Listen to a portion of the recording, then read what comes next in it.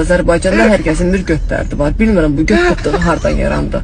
Biz hansı ara bu qədər göt xəstəliyinə tutulduq onu bilmirəm. Bu insanlarda bu göt problemi, göt olan düşkünlük, göt sevdası hardan gəlir? Bir dənə zəhmət olmuşsa bunu deyim. Popo filmdir, popo plastikadır, popo mudur, popo yox göt. Popo deyil bizdə, bizdə götdür. Götü, 3 hərfli.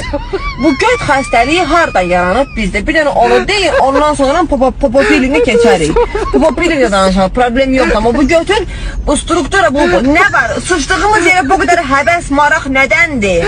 Bir dənə bunu izahını verin mənə. Bu götü, biz bu götü genetik formal olarak iş strukturasından ibarət sıçmaq. Sıçdığımız yerə sizin bu marağınız nədir? Niyə tombalaq görsənsin? Niyə şişirdirsiniz? Niyə yup-yumur olsun ki? Mən belə qızın düşüncəsinə məhəttəl qalıram ki, buna hər hansı çöldən bir insan bunu söz desin. Yəni, bu lazımdır sizə. Saçız başı çıxarım.